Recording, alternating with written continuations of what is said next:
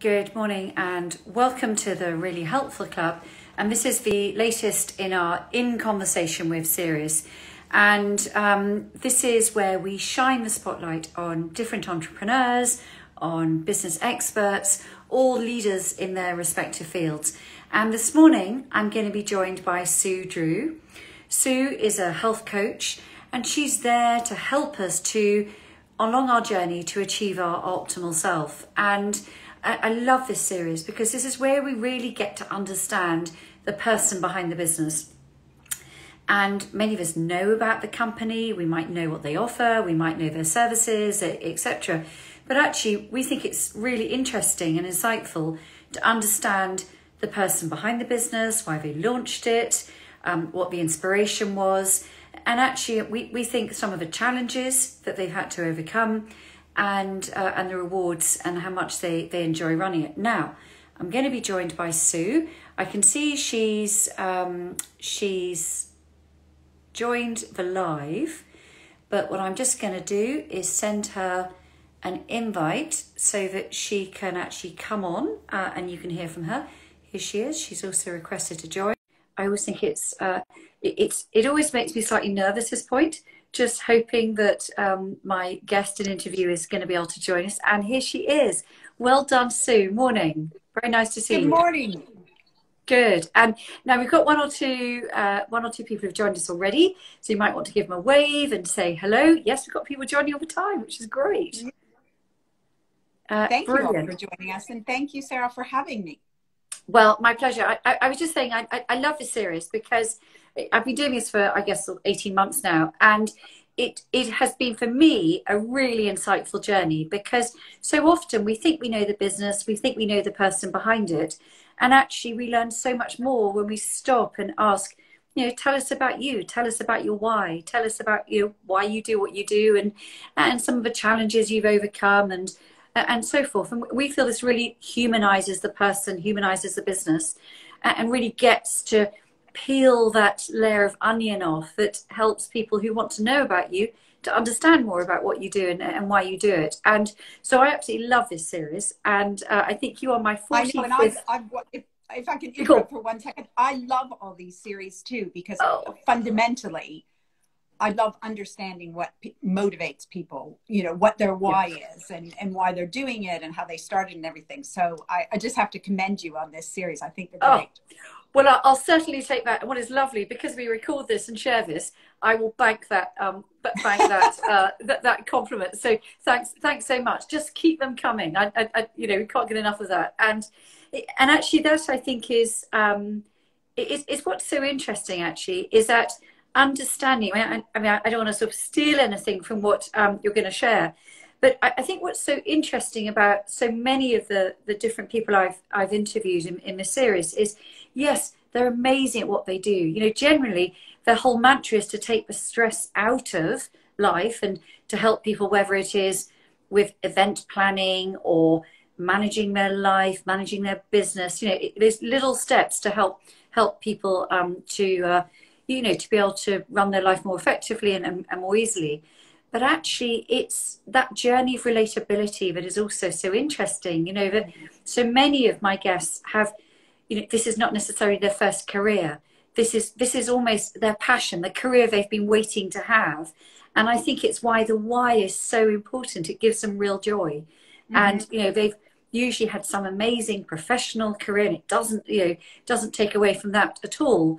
But it's almost here they are as their mature self, and they've been there, they've experienced things, and they're ready to give back and to run and create their business to satisfy that. And so I think that is, to me, one of the really important common threads of why these interviews are so interesting. So on that note, because I know we've got lots of people joined us, and actually what I would say is, because I will try and remind myself to ask this as we go along, but if you know Sue and you've used her services, this is your chance to show your appreciation to her and to pop a comment into the chat box.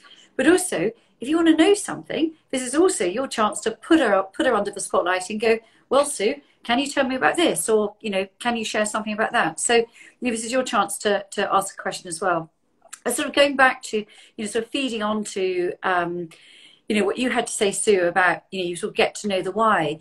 I think the journey is where it all begins. And, you know, so often what we see is, you know, here's Sue with, you know, running her own business and, you know, doing incredibly well and helping people. You know, we're going to hear more about it in a sec.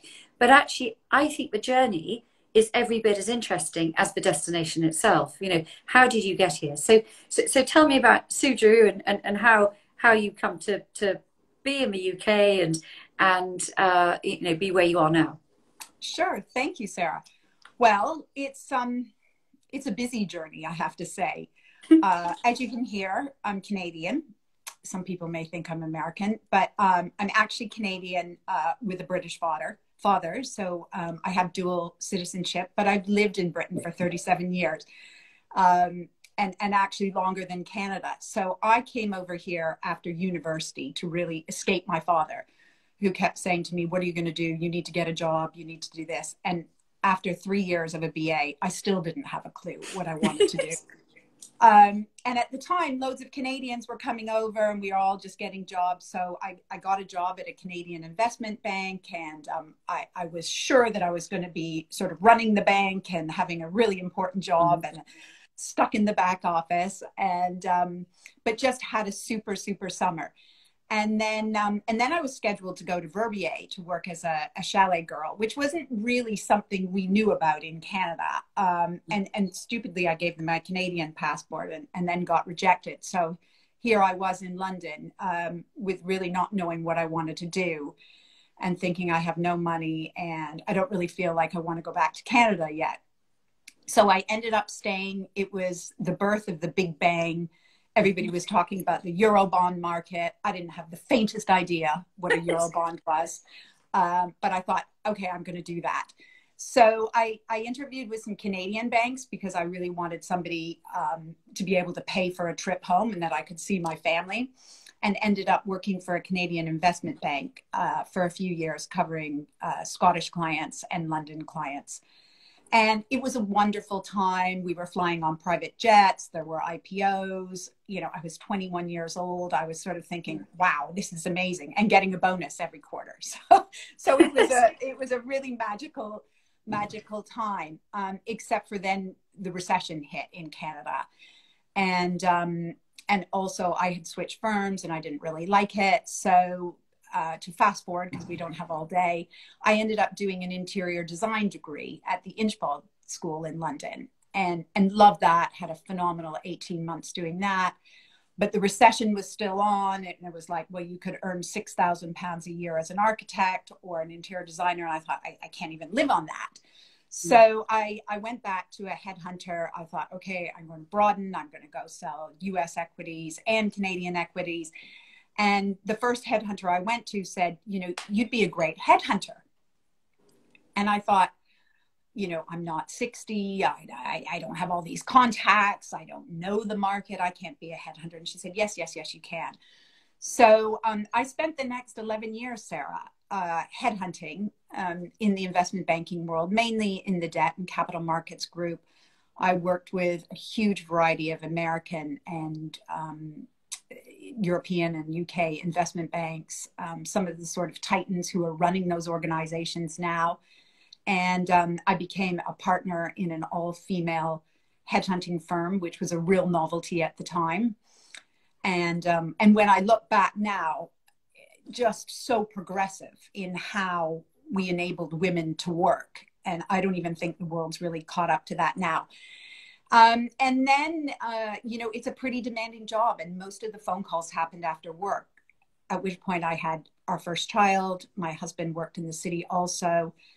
It was a bonkers lifestyle, and something had to give. I came from a divorced. Sue, we've just lost the sound. So if oh, sorry about that. No, we've just lost your sound. But actually, this is really interesting. So this is where you were just sharing that, you know, this lifestyle was terrific, super amazing, and, you know, super high octane. Yeah, so but you came from a, you know, from divorce background, and so over to you. Yeah, and my husband grew up in a single parent single parent family. So it was really important to us that somebody was going to be home and present with all of our kids. So I retired, we built a house and we moved out to Esher, and then we had child number 3. And I spent the next 19 years at home. But I was paranoid of becoming boring or getting somewhere and not being interesting or interested. So my mother had set a really good example by taking courses and staying engaged in the world. So, you know, I really fell back to my passion during that time, which had been nutrition and eating well and exercising. And so I took lots of courses. I took a year of biomedicine at the College of Naturopathic Medicine. I took courses at ION. And after 19 years, a very long-winded way of saying I was ready to go back to work. And it was a question of either going that nutrition route or going back into headhunting. And, you know, I still had that, that sort of rose-tinted glasses that, you know, you put on your suit and you put on your armor and you got to go out to great restaurants and got into the excitement of London. And literally as soon as I did it, you know, I thought, oh my God, what have I done? So I ended up going to work for a global headhunting firm. It was a great place to retool myself. And, but you know what, I'd sort of lost that passion and I'd grown and I wanted to do something different. So during COVID, I left. And after a lot of fumbling around and thinking about what I wanted to do, I finally, like you say, found my passion, had the confidence to follow it, and went and did a year-long course at the Functional Medicine Coaching Academy out of Chicago, which had already been online. So it was really easy to do during COVID. And during that year, I launched my health coaching business.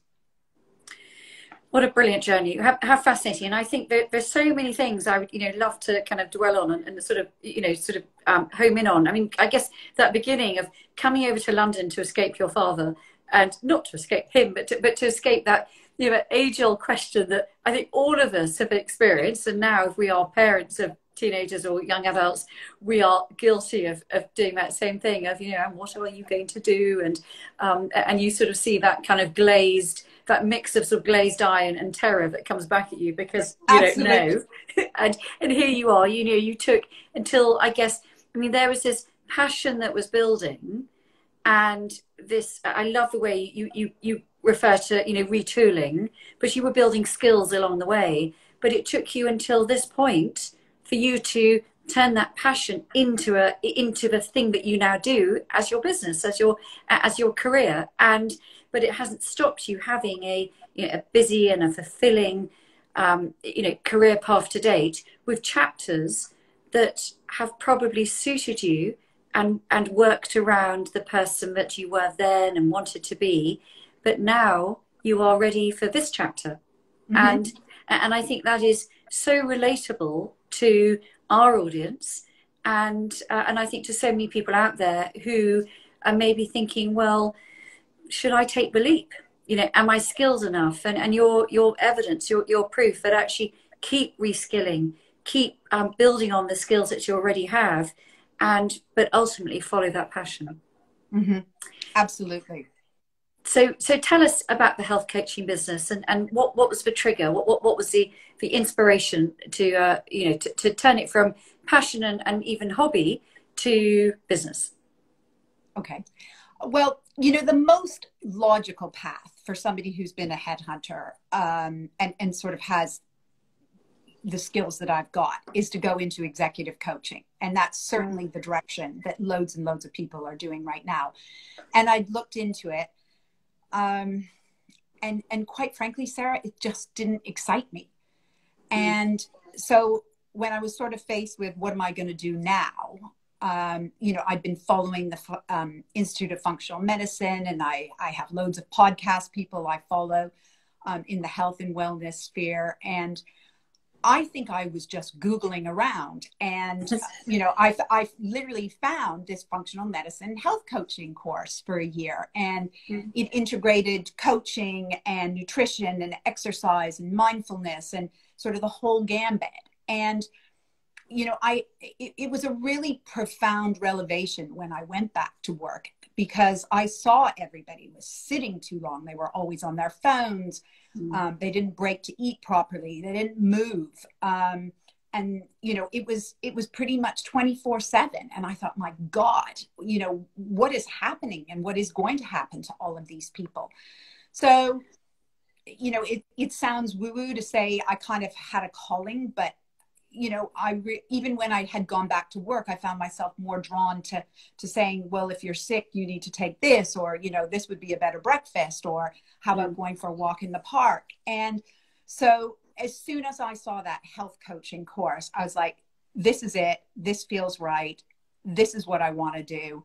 And marry sort of the knowledge that I have, with the knowledge of the city and busy people, and not just city people. You know, we're all overwhelmed right now. There is just not enough time in the day. And, you know, COVID was lovely because it gave us a break, but I don't know about you, Sarah. I just find I'm like back on that treadmill again and thinking, I liked it before better. Well, I think not just it's self-imposed, because that's, you know, human nature. We tend to do that. And again, if I think about our audience, we're busy people, you know, kind of, you know, understand it, accept it. But I also think the narrative has also stepped up a gear, whether it is, you know, getting people to come back into the office and, you know, whatever your viewpoint around that is, or you to stay working from home. It's actually, you know, however sort of COVID was for, you know, for you as an individual, the narrative is very much, you know, is back in, it's 5 days a week. You know, clearly the economic environment is tough. So it's all hands to the pump if you're, you know, if you are in a corporate, and if you are running your own business, you, you know, the environment is a tough one. So inevitably that self-imposed pressure, together with a sort of that macro environment, whether it is your employer or, you know, the tough environment, is one that I think just exacerbates exactly what you're talking about, which is a long-term trend that most of us, I think, are guilty of finding ourselves on. You know, I couldn't agree more. And, you know, what is the number one thing that's squeezed when we're all stressed and we're busy and everything? It's ourselves. And that's male and female. You know, self-care just gets put to the back burner. And yet it's probably the most important thing, because it gives us our resilience. And, you know, it's the thing that we need to make time for. And it doesn't need to take a lot of time. So that's really the message that I find myself giving to most people. And that self-care is whether it's a few minutes to just breathe, or some time on a Sunday to go grocery shopping and plan your meals for the week, or to figure out how to sleep better. You know, that self-care just permeates across every bit of our lives. And I'd say it's more important than ever. I couldn't agree more. And it is so interesting, because it's as if it's not a badge to say that I don't have time to look after myself, because actually no one really sets out to do that. But and we all want to develop resilience, but it's almost as if, in the same way that we can prioritize and almost militarily plan our own families' lives, or our, you know, households' needs, actually we almost need to structure it so it just becomes habit, because in habit turns into all those things you're talking about. And actually it's the endorphins. I found myself doing an exercise class yesterday, and I thought, why don't I do this every week? And it's only, you know, it's 45 minutes, and the endorphins and the, you know, that feeling of joy and what it sort of sets you up for the rest of the day is too good not to, you know, not to bring into your daily routine. And, you know, you hit the nail on the head when you said that joy and that endorphins and how you felt yesterday. And what we do in health coaching is we really root and anchor those feelings with you. And we try and, you know, establish, and in establishing your why, it's, you know, the why is, I want to feel like this more often. And how do I feel like this more often? And exactly, because that's when, you know, because that's when it's when you don't feel like doing something because it's not a beautiful sunny day, or you're not, you know, you're just distracted by things. Because let's face it, you know, life throws curveballs at you, you know, in multiple ways throughout every day and you know, every month.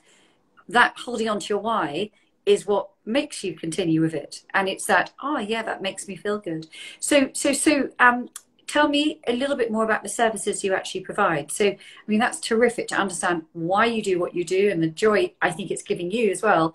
But tell us a bit more. If I wanted to come and book in for your coaching services, what am I going to get, and you know, how would you articulate that? Okay, so, you know, most coaches, and I'm no different, you know, we offer blocks of coaching sessions because you can't, inherently, we are after helping you and being your ally in behavioral change. And you can't make behavioral change in 45 minutes or an hour. Mm-hmm. So I offer blocks of 3, 6, or 12 sessions, and they're dependent really upon what everybody wants to achieve and how much support they need, and a multitude of factors. And during those sessions, particularly in the early one, you know, it goes back to, you know, why do you want to change, and what will happen if you don't change, and really getting under your skin and then formulating a plan. Very much with the idea, Sarah, that you've got to take away, and that sustainable behavioral change takes time. And, you know, this notion of I'm all in, or all or nothing, or you know, go big, you know, or I've got to have the willpower and the determination. You know, we know that through research that none of that works. It's got to be slow and steady, and you've got to have positive emotions back from making the change.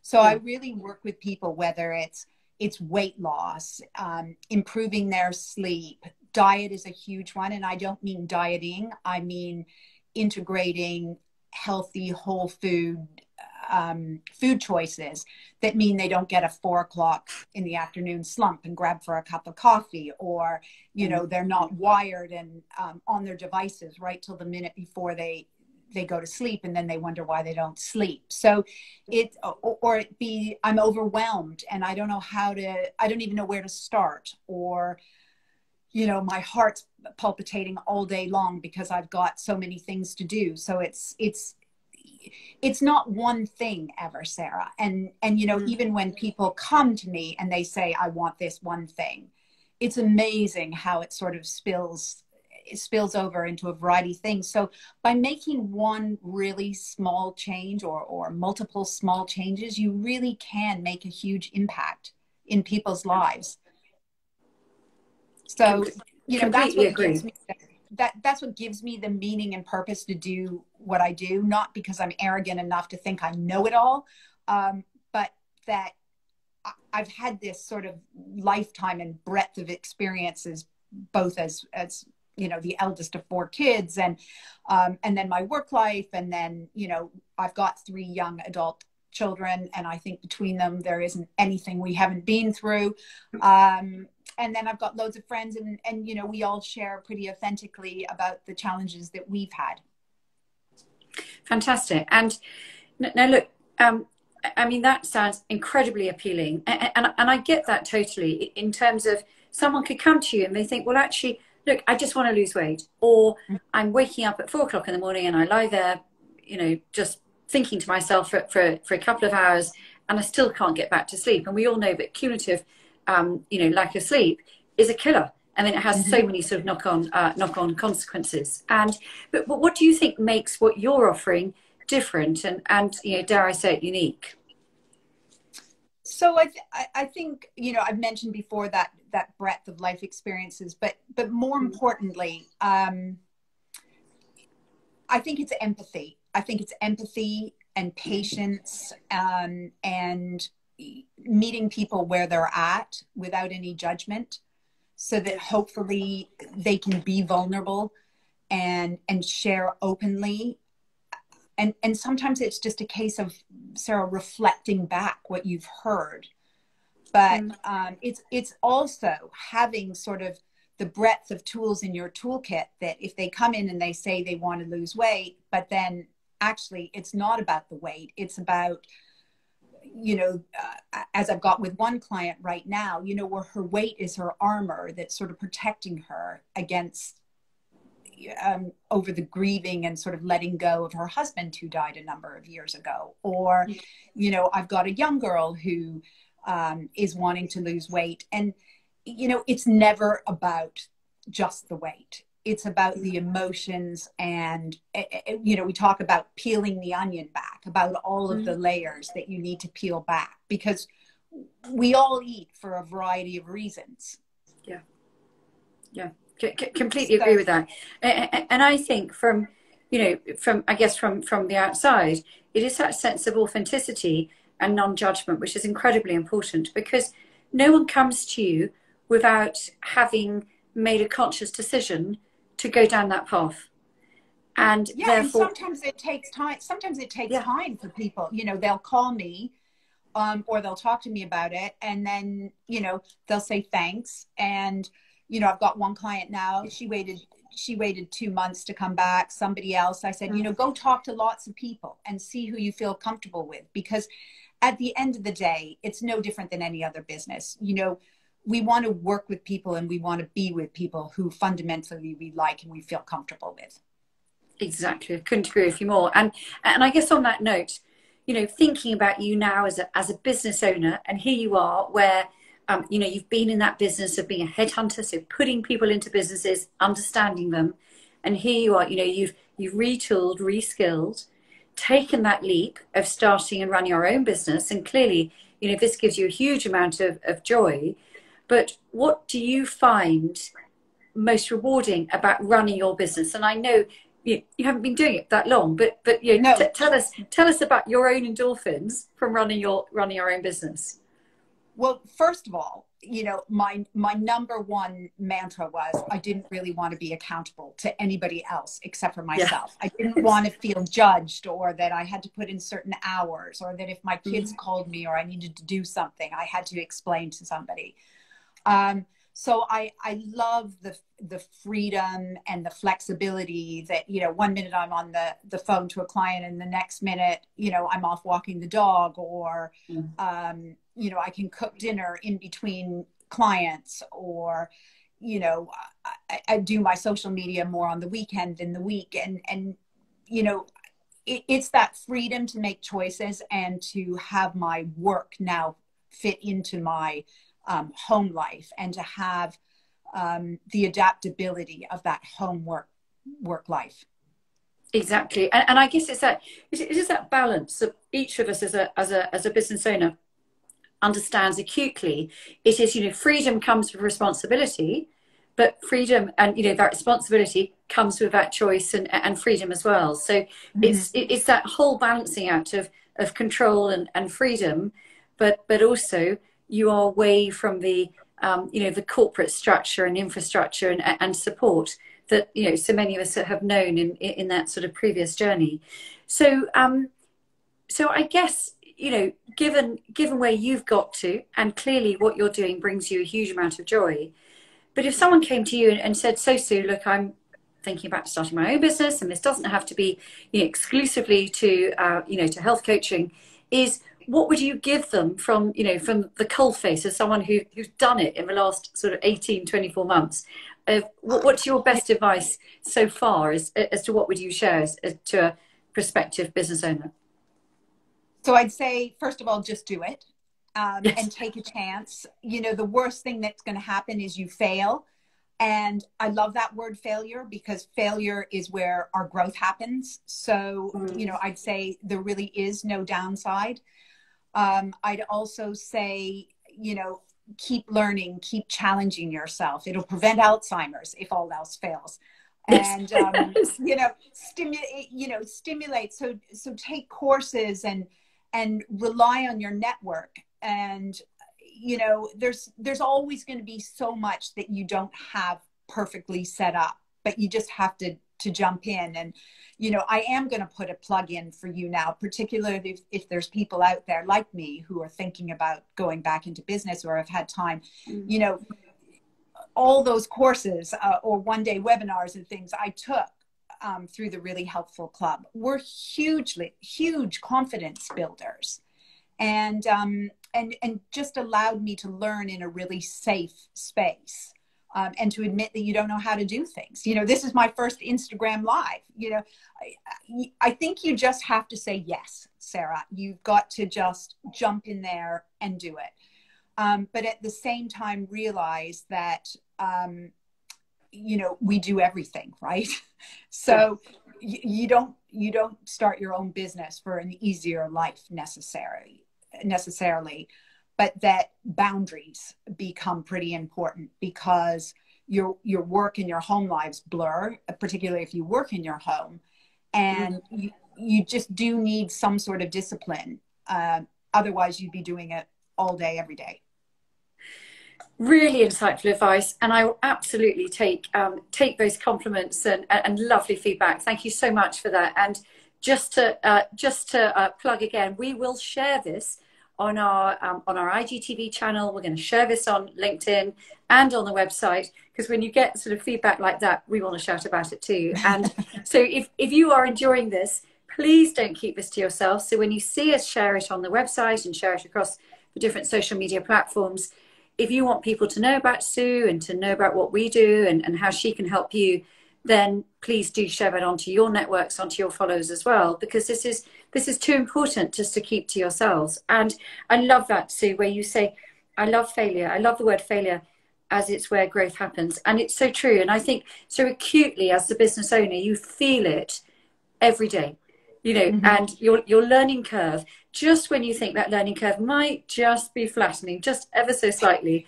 bang, you know, out from the, you know, along comes that curveball, all that new skill set, which you didn't know you needed to have, along it comes. But I think it comes back to, you know, I guess your earlier answer, what you are, I think, articulating so beautifully, is that sense of freedom and the joy that it gives you, is that just do it. You've got your toolbox, and actually you've got it, you can do it.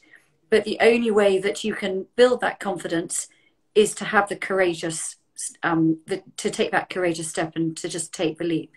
So thank you for that. Now, look, my final question, because I know we've taken up a lot of your day, is, look, it's been an extraordinary period.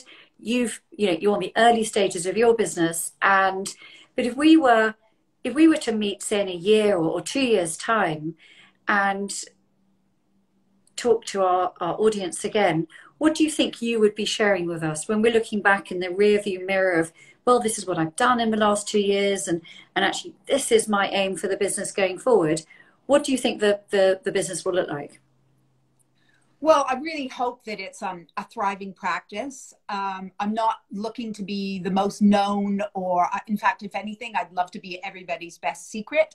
I think I'll have a few little tentacles in various places. You know, key is my one-to-one coaching. It's really the joy and the meaning and the purpose and the reason that I'm doing what I'm doing. But I'm also working with one of my clients to maybe build a program for women and children and educate them about eating and nutrition and food. And then I'm about to start working with a human performance startup group.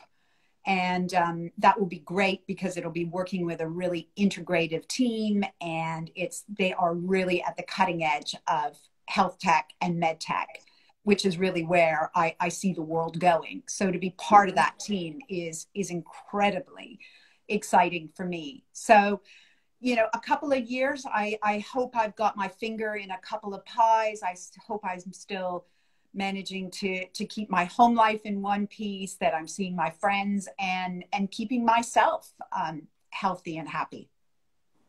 I have no doubt you will. And Sue, thank you so much. I mean, as ever, I've jotted down so many different notes and things, but I'm sure that everybody that's watched this and will watch this in the catch up will be able to get so much themselves from it. But for me, I love this. The best bit is working on clients' why, so they know how to get to the how. And I have no doubt, Sue, that you are going to become everybody's best kept secret. So thank you so much for joining us this morning. Thank you so much for having me. Well, my absolute pleasure. And thank you to everyone who's joined us. And thank you for your sort of lovely support and for tuning in. And we will look forward to sharing this with you in due course onto the website. Thanks very much. Enjoy the rest of your morning.